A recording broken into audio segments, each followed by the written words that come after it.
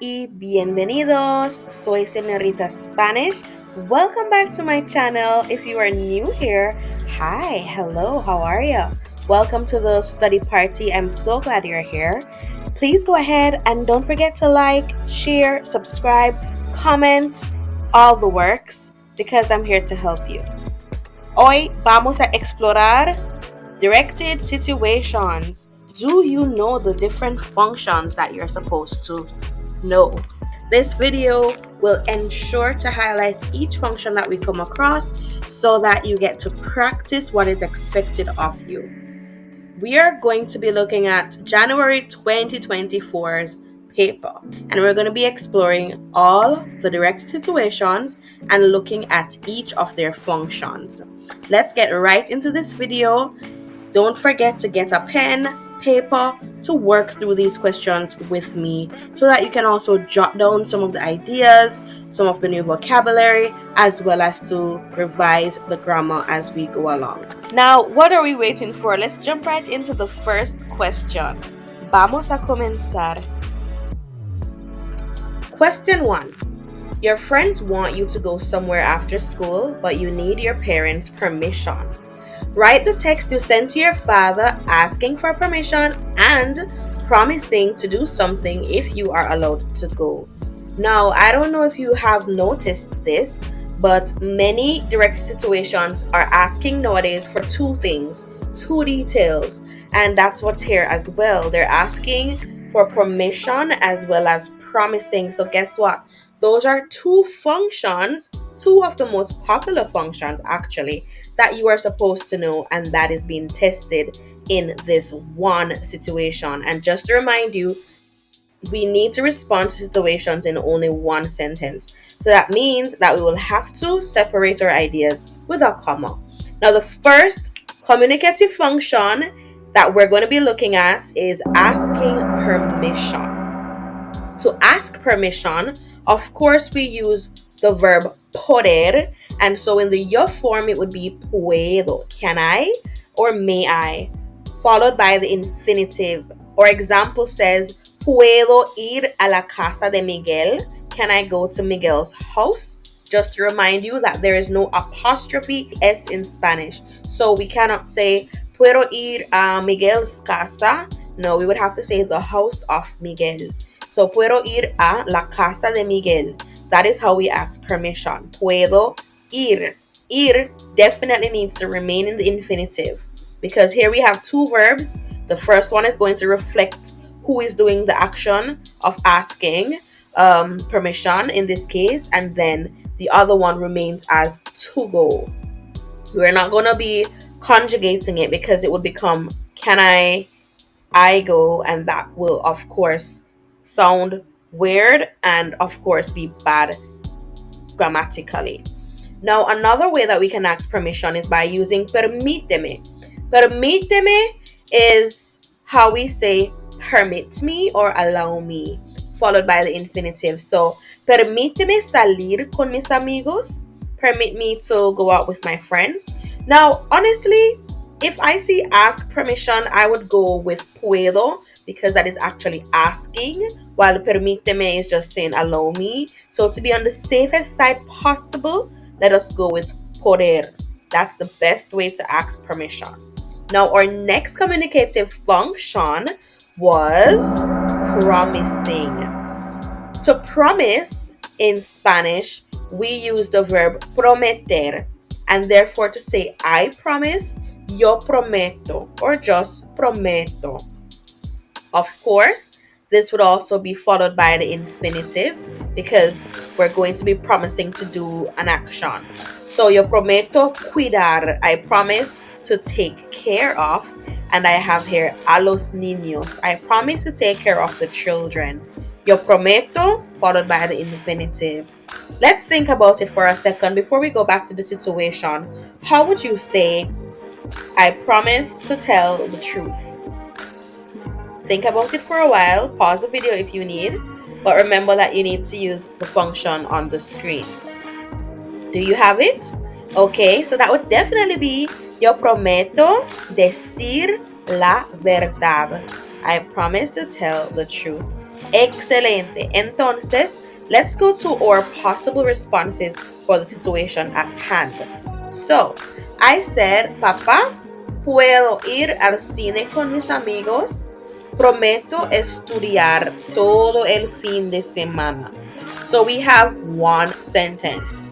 As you can see, it's a pretty long sentence because it's two functions that we're answering the same sentence. However, I placed a comma right here after the question mark so as to not create two separate sentences.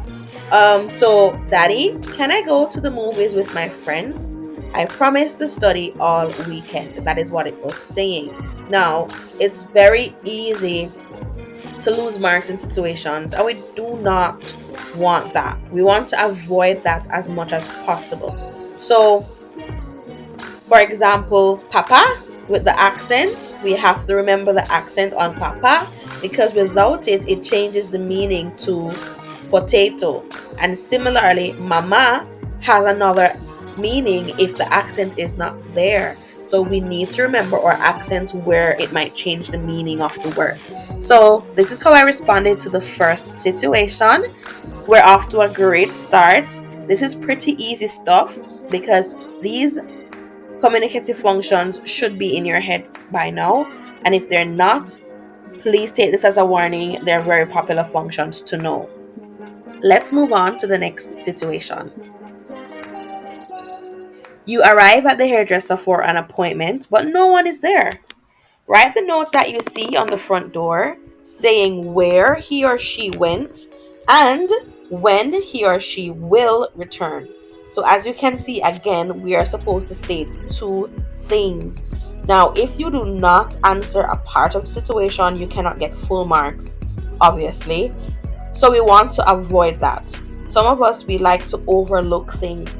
In the exam, it's not the time for us to overlook. We have to ensure that we read, that we scan the question properly, take your pencil, underline what it is that you need. If you want to put 1, 2, to ensure that, oh, I need 2 things here, and to ensure that you're keeping yourself accountable as you work so as to not forget or leave out anything. So, let's look at the possible responses because there are no communicative functions in this particular situation. A lot of the situational questions basically only require you to provide information that you're supposed to know already. So we have to go into the exam expecting to think. Now, I have 2 responses here, as you can see. The first one says, Yo fui al baño, volveré a las 2:30. I went to the bathroom. I will return at 2:30. And the second one says, Yo fui a almorzar, volveré a la 1 de la tarde. I went to lunch. I will return at 1 p.m. So this one situation is actually testing, do you know your tenses? So as you can see, it asked where you went. So we need the present tense as we did here. Yo fui, I went. And when he or she will return, so we need the future tense, which is formed by placing the ending after the infinitive. The future tense is actually pretty easy. If you're not quite good at it yet, please go ahead and revise it. I realize that it's very popular. Both the present tense and the future tenses are extremely popular in the paper 2 exam, in letter writing, situational writing, everywhere. So we need to perfect those 2 tenses at least. Now, if you did not place your verbs in the correct tenses, you might lose marks. Not might, you definitely will lose marks. So we have to ensure that we know how to speak in the present tenses and the future tenses, and that for all the situations, we're observing what tense is required. Let's move on to the next situation. There is a big crowd at the mall because of the arrival of a local celebrity. Write the text message you sent to your friend saying what the celebrity is doing and how the crowd is behaving. So this is another situation that is testing your knowledge of the tenses. And in this case, it's basically testing the present tense or the present continuous tense because you are at the mall at the present moment. So once again, We are to write two details. So let's get right to the response. Paulo, that's the name of our friend. Ariana Grande está cantando en el centro comercial y todo el mundo está gritando. Paulo, Ariana Grande is singing at the mall and everyone is screaming. Alright, so we're using the present continuous tense. Here we have it twice. Está cantando, está gritando. Now the present continuous tense is formed by using estar and then the verb in question, which is the action verb. In this case, it's singing and shouting, with the gerund attached to the end. The gerund is ando or yendo, and that is the Spanish ing. Singing, screaming, shouting, dancing. It's the Spanish ing, ando or yendo.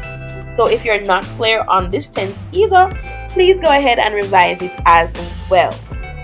Now in red here, I have highlighted a piece of vocabulary that I would like you to take away, which is how to say everyone. If you are not sure, this is how we say it, todo el mundo. And then finally, the verb gritar at the bottom there means to scream or to yell or to shout, and CSEC loves that verb. It's popular in reading comprehensions. So we can go ahead and add it to our vocabularies if we did not know it before. Question 4. Your community center is having a concert. Write an Instagram post giving details about the cost of tickets and how they can be obtained. So this is the fourth question that requires two details. So I was telling the truth, was I not? So let's get right into it. Once again, we're just providing details, general knowledge. So we have to ensure that we have an abundance of vocabulary and that our grammar points are on point, literally, prior to coming into the paper too, because this exam is testing your writing skills. Please ensure that we revise the tenses. It is very, very important. My possible responses include los boletos or las entradas. There are two ways to say tickets. We can note and use either one of them. Cuestan $200. Se pueden conseguir en la oficina. So we were to state it how much the tickets cost and how they can be obtained. And as you can see, it's also still written in one sentence, separated by the comma. So cuestan comes from the verb costar, to cost, and it is stem changing. So the tickets cost $200. They can be obtained at the office. This should be office. Bueno, entonces, so we use the passive voice here. Se puede. In this case, it has to be se pueden because we're talking about a plural noun. They can be obtained at the office. We can note this verb conseguir as well. It means to obtain or to get. Question 5. Your teacher is concerned about your little sister's behavior. Write the text message that your teacher sends to your parents, giving 2 reasons why he or she is concerned. So in this case, it's 2 reasons again, and the 2 is in caps, so you can't miss that one. We're basically stating 2 reasons that the teacher is giving concerning your little sister's behavior. So it can be anything. So I have stated, ella no presta mucha atención y siempre duerme durante las clases. She doesn't pay much attention and she always sleeps during classes. So it can be any 2 details that shows kind of a cause of concern or a misbehavior or something of the sort. Question 6. Your street is closed off to traffic.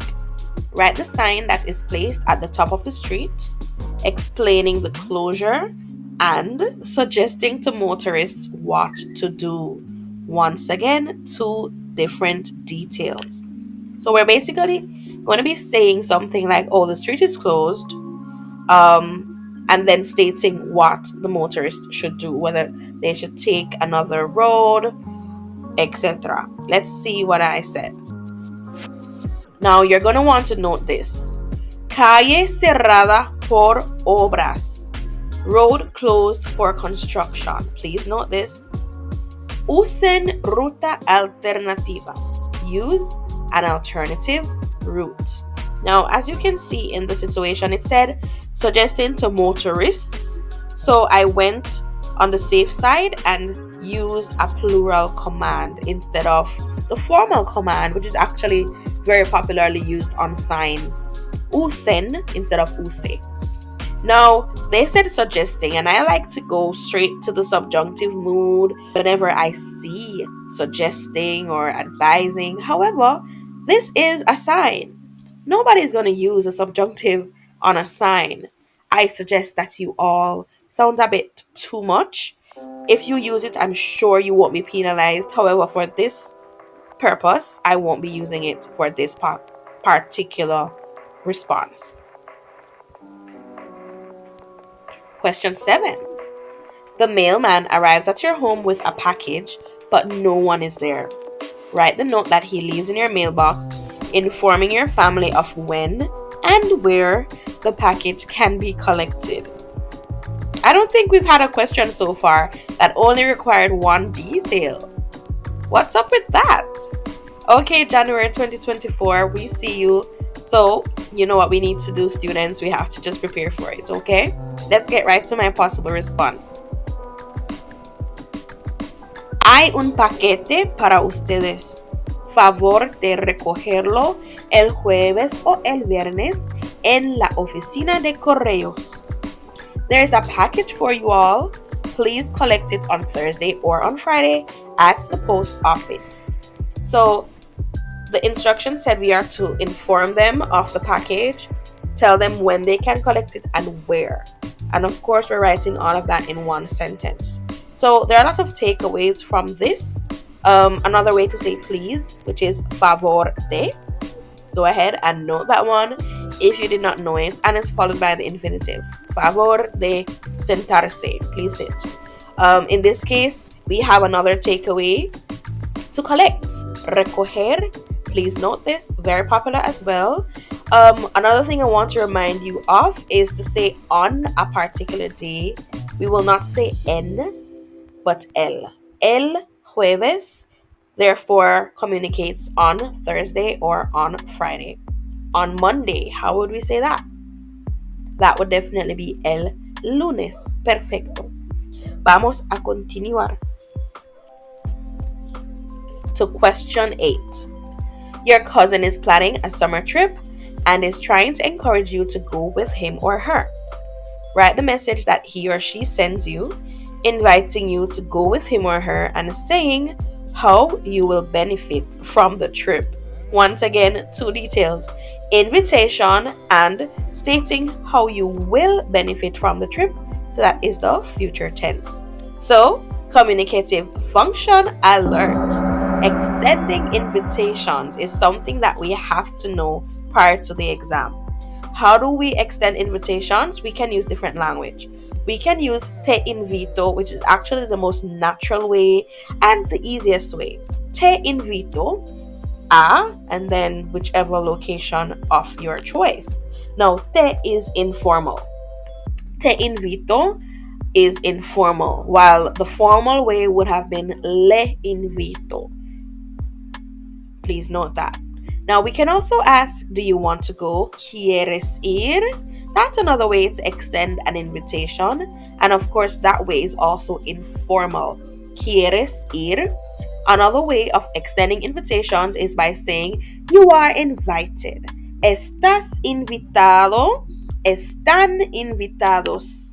For the plural way. So, let's get right into the possible response.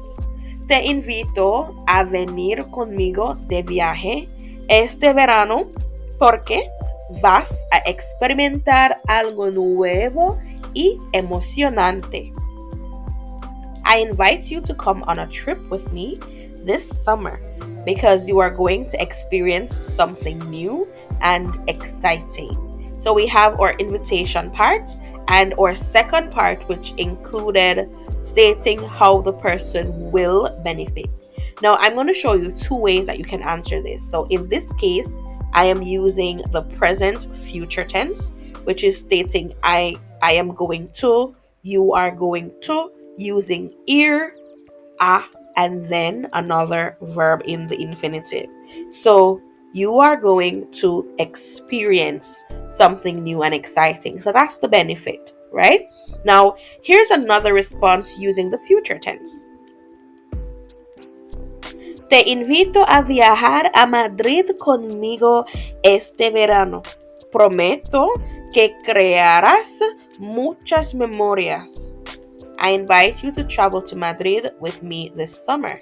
I promise you will make many memories. Bueno, entonces we used the future tense here, and we can take away this phrase. Crear muchas memorias is to create or to make many memories. We can also note this piece of vocabulary with me, conmigo. If you were not sure of how to say that, that is how we would say with me. It's one word joined together, conmigo. How would we say with you? If you know how to say that, you can go ahead and put it in the comments. Let's move on to the next question. You want your sister's opinion on an activity that you can do with your best friend for her birthday. Write the text message she sends to you recommending an activity with a reason. Now, once we see recommending, what do we do? Communicative function alert. Giving recommendations requires the subjunctive mood. To give recommendations using the subjunctive mood, we would use the verb recomendar, which is stem changing. It would be followed by a change of person, and then an opposite ending of the verb that you're recommending that they do. For example, yo recomiendo que tú compres un vestido negro. I recommend that you buy a black dress. So it started out being the yo form, then it changed to the to form. That is what we mean by change of person. And then our verb here in blue is in the subjunctive. As you can see, we're using the verb comprar, an AR verb, but now it has an E ending. That's what we mean by opposite ending. Guess what? If you're not sure how to use the subjunctive mood, I do have a video already out. Please go and check that out. It's right here in the description box. Go ahead and check that out so that you know how to use the present subjunctive. Let's get into this answer. Yo recomiendo que ustedes vayan a un concierto de Rosalía, porque ella es tu cantante favorita. I recommend that you all go to a Rosalía concert because she is your favorite singer. So as you can see, we used the subjunctive here. I recommend that you all. So that's our subject change. And then our verb is ir, and ir is irregular. So if you want to know all the irregular verbs in the subjunctive mood, once again, it's right there in this video. Go ahead and watch it, make your notes, and get yourself prepared for your exam. It's time for the final question.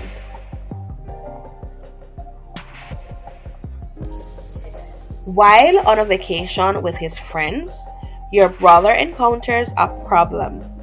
Write the text message he sends to your parents, mentioning the problem and how they can help. Now, I have prepared two different answers for you. Let's get into the first one. Mamá, papá, yo tengo un pinchazo. ¿Pueden mandarme un mecánico, por favor? Mom, Dad, I have a flat tire. Can you send me a mechanic, please? So we mentioned the problem and we stated how they can help.